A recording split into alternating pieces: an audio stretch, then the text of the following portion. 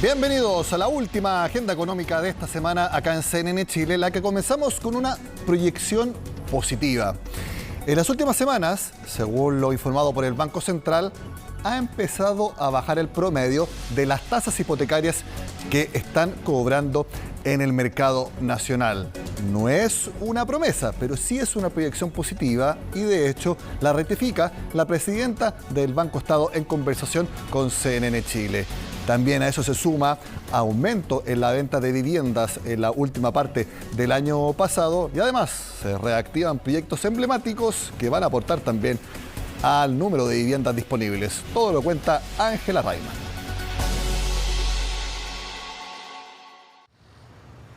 Hasta fines de 2019, las tasas hipotecarias en Chile estaban en su mínimo.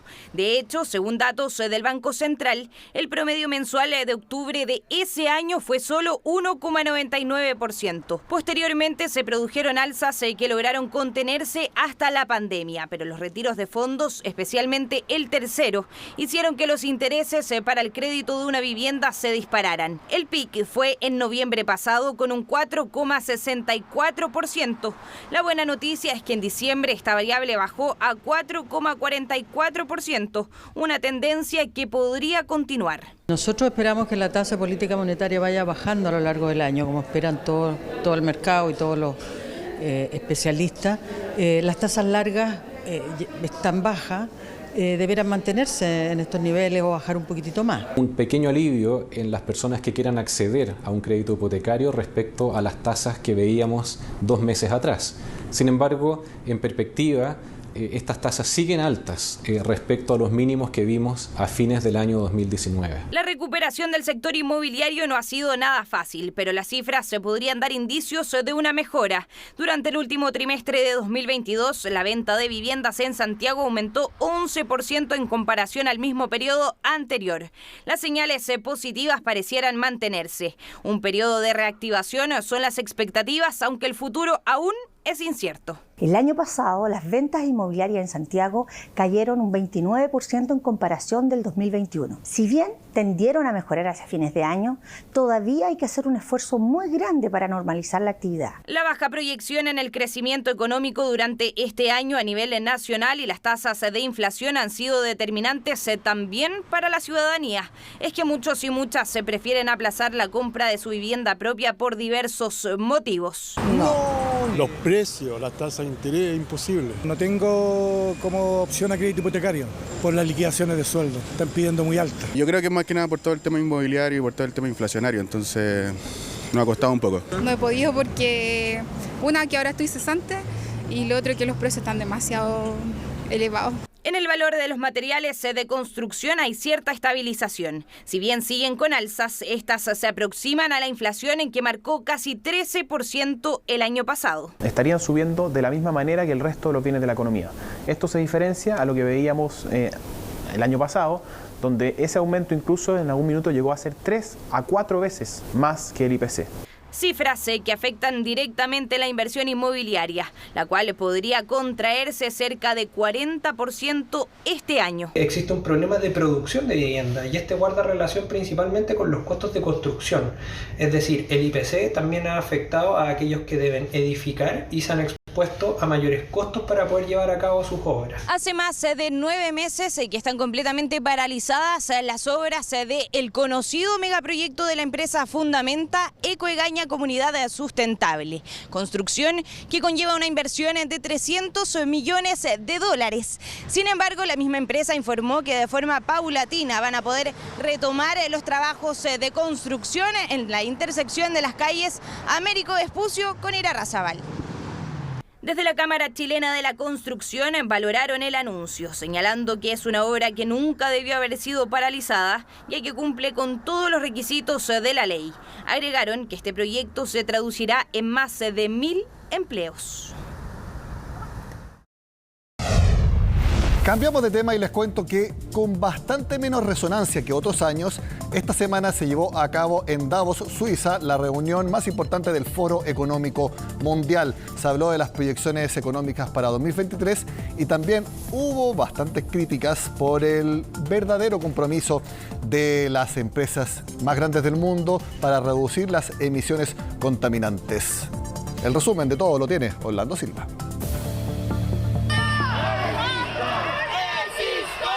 Como ocurre cada vez que los grandes líderes mundiales se reúnen en un solo lugar, cientos de ambientalistas llegaron hasta la ciudad suiza de Davos en un nuevo encuentro del Foro Económico Mundial. La principal crítica es que la mayoría de las metas autoimpuestas en este mismo tipo de instancias por los gobiernos y las grandes empresas para frenar la crisis climática no se han cumplido y acusan a esta cumbre de ser un lavado de imagen.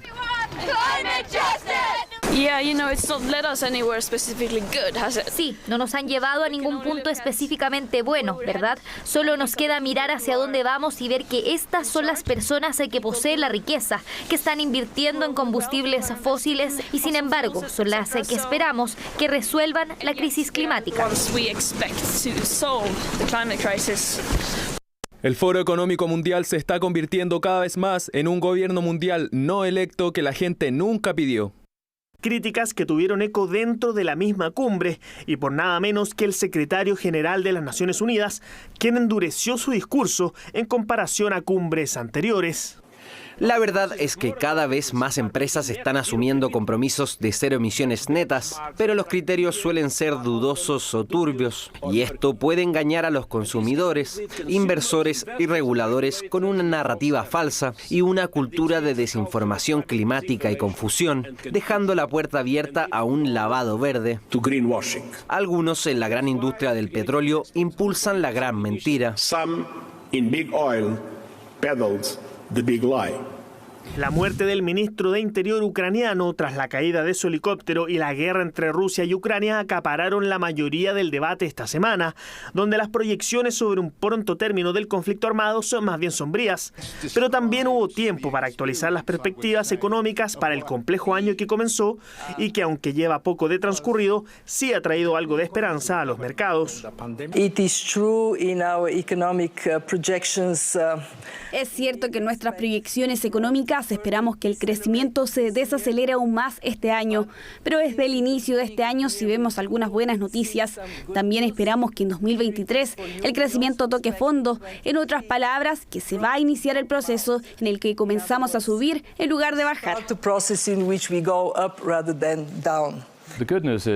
La buena noticia es que se pronostica una recesión leve y lo bueno de eso es que se puede inclinar la inflación a la baja y luego la Fed podrá detenerse y podremos salir adelante.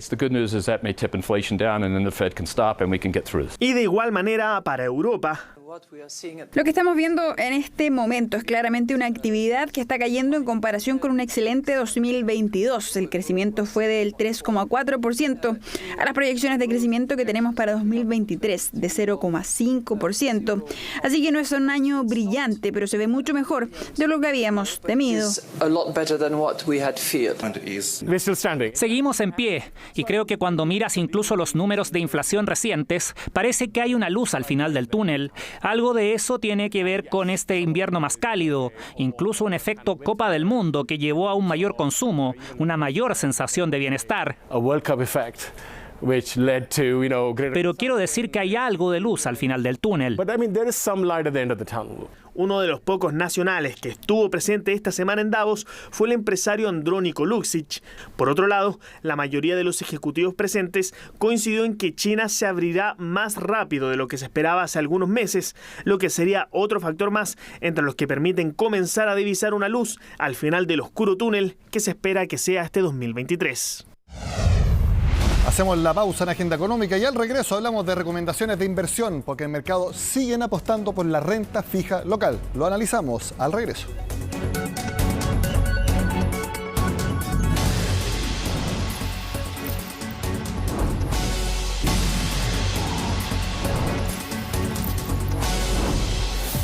El último bloque de Agenda Económica de esta semana lo queremos dedicar a recomendaciones de inversión.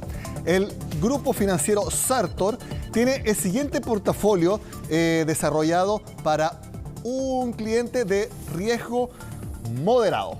¿Qué es lo que proponen ellos? 32% de los activos están en renta variable. Renta fija, casi lo mismo, 29% con bastante componente local. Ellos también hablan de una forma de protegerse es a través de activos alternativos. 33% del portafolio con mucha presencia de private equity, deuda privada. Y finalmente, ellos dicen que hay que disminuir la caja solamente en un 6%. Queremos analizar esta recomendación de portafolio junto al gerente de estudios de Sartor, Joaquín Aguirre, que está al contacto de Agenda Económica y lo vemos en pantalla. Joaquín, gracias por estar en CNN Chile. Gracias a ti, Nicolás, por la invitación, obviamente. Este perfil de riesgo moderado ustedes lo recomiendan en su informe para 2023 y donde hacen bastante énfasis en seguir optando por la renta fija local. Efectivamente, lo que ha ocurrido en Chile en términos de la renta fija es una anomalía. Las tasas, yo creo que muchos saben que las tasas han subido una enormidad debido a las presiones inflacionarias que hemos observado en el último tiempo. Entonces lo que ha hecho el Banco Central es aumentar también su tasa de política monetaria y por lo tanto eso también ha repercutido en un alza en las tasas a lo largo de los bonos, que son los instrumentos de renta fija de los que hablamos. Entonces, por ejemplo, no sé, por darte un ejemplo, que un depósito bancario hoy día de buena clasificación de riesgo te esté dando anualmente cerca de un 10%, eso es una anomalía completamente desarbitrado y creemos que es una buena oportunidad de entrada. También la renta fija de más plazo, por ejemplo, tomar bonos que te pueden dar, no sé, bonos a 3 años con muy buena clasificación de riesgo, te pueden estar dando una rentabilidad anual del orden del 8%. Y tenemos que recordar que hace 3 años el mundo estaba carísimo en el sentido que las tasas estaban muy bajas, entonces no se devengaba mucho, no se rentabilizaba mucho. Hoy día, dadas las correcciones que hemos observado en varios instrumentos financieros, entre ellos la renta fija local, vemos una buena alternativa de inversión en términos de riesgo-retorno. Sí, de hecho, en el informe de ustedes hablan de que la renta fija es una alternativa nítida y ocupan expresamente esa palabra en medio de tanta incertidumbre bursátil. Efectivamente, de hecho nuestro relato iba muy en la línea de que invertir en Chile, tengo que separar esto Chile versus global, invertir en Chile es más fácil de lo que parece para el 2023 por eso mismo, porque la renta fija local está entregando mucho rendimiento, el mayor rendimiento quizás en décadas. Entonces, evidentemente esa situación es anómala y la vemos bastante auspiciosa en términos de inversión. ¿A qué se refieren cuando los bonos tendrían una entrada apetecible? Porque ocuparon muchos conceptos poco financieros, pero también para hacerlos más cercanos. ¿Qué significa una entrada apetecible? Principalmente, bueno, la palabra apetecible es que es atractiva en términos del paladar, por decirlo así. Estoy haciendo una analogía con otras cosas quizás, pero lo que estamos señalando es que es bastante suculenta en términos de rendimiento en relación a otros instrumentos financieros. Por ejemplo, no sé, quizás las acciones locales puedan presentar un buen desempeño, pero si ya yo puedo invertir, por ejemplo, en bonos de corto plazo del orden del 8 o 10%, la renta variable local en términos relativos quizás no se ve tan suculenta o tan apetecible, por decirlo así. No sé si me explico un poco. Sí, perfecto. Definamos ahora cuáles son los vehículos más atractivos también para invertir, porque acá en el programa hemos analizado mucho los depósitos a plazo, que están también rentando mucho, siguen estando con un 10% anual. Entonces, ¿qué otros vehículos también para invertir en renta fija son los que ustedes recomiendan? Bueno, tú puedes hacerlo a través de principalmente 2 canales. Uno son los bonos directos, emisiones de deuda de empresas o de Banco Central o de la Tesorería. Si tú haces un portafolio de bonos directos, requieres recursos más sustanciales, porque los mínimos son más exigentes, por decirlo así. En cambio, también está otra alternativa que es más comunitaria, por decirlo así, que son los fondos mutuos o los fondos de inversión. Y de hecho yo te diría que hay bastantes alternativas en ese espectro en renta fija local. Tú puedes hoy día observar distintas categorías de fondos mutuos en renta fija local de distintos actores del mercado con distintas componentes, por ejemplo, de distintas clasificaciones de riesgo, duración, etcétera, UF peso, Entonces hay una interesante parrilla de productos ahí. Y parte de esta recomendación también tiene que ver porque en los últimos, yo diría, mes y medio, no sé si tanto 2 meses, pero mes y medio, sobre todo en el último mes, hemos visto mucho actor financiero, sobre todo los bancos, emitir mucho bono en el mercado. Me imagino que es parte de un mismo fenómeno. En términos perdón, estoy cambiando la voz. En términos de alternativas, hay mucha variedad. ¿Okay? Hay muchas alternativas en términos de UF, peso, duración, liquidez, tipos de emisores, por ejemplo, están las empresas, están los bancos, está la misma tesorería, la Hacienda, está también el Banco Central. O sea, hay un sinnúmero de opciones para invertir, pero yo diría que para inversionistas más retail, que se llama, que tienen fondos para invertir más acotados, los fondos mutuos son una buena alternativa porque uno te da un vehículo de entrada y dos, es un vehículo bastante simple en términos de que presenta mucha diversificación.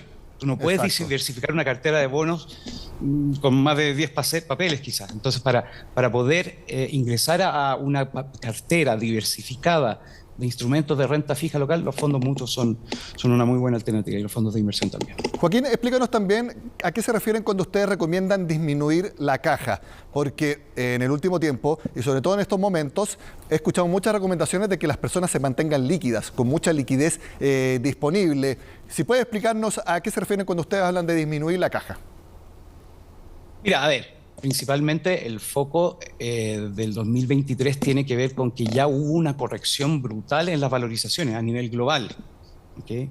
Debido a la guerra en Ucrania, ya conocemos los fenómenos, la pandemia, la guerra en Ucrania, los problemas inflacionarios, etc. Entonces, el mercado global de acciones y de bonos acusó recibo de eso. Ya materializó en gran parte esas pérdidas.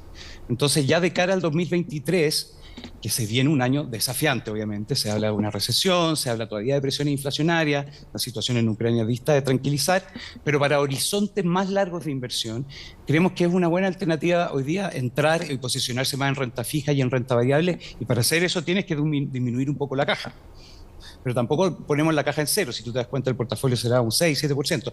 Habiendo dicho eso, igual, ya estamos en niveles de entrada más razonables para inversionistas que tengan paciencia para invertir o un horizonte de inversión de más largo plazo, por las correcciones que ya observamos. ¿Ahí sería la recomendación de ustedes de renta variable, sobre todo en mercados emergentes?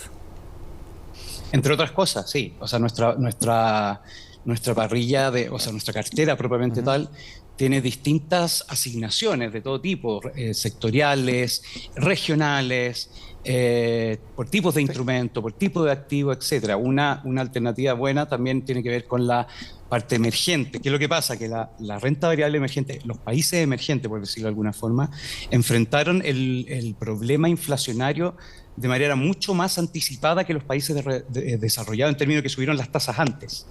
¿Okay? Por lo tanto, hoy día se encuentra en una situación de que las tasas de política están bastante elevadas y por lo tanto hay mucho espacio quizás para que las tasas no sigan subiendo o incluso puedan seguir reduciéndose, como es el caso de Chile. Y eso también es una situación bastante interesante en términos de inversión, porque cuando se empiezan a disminuir las tasas de alguna forma, lo que se hace es reactivar la economía, reactivar el apetito por renta variable, etc. Y vemos que en ese sentido hay algo de espacio también para lo que es la renta variable emergente. Mi última pregunta, Joaquín. Ustedes recomiendan, eso sí, como protección, deuda privada, private equity. En Agenda Económica estamos entrevistando esta semana a una empresa chilena que hizo un levantamiento de capital de $30 millones. ¿En qué vehículo tú recomiendas entrar al private equity? Bueno, te hago una pequeña corrección. Deuda privada es private debt.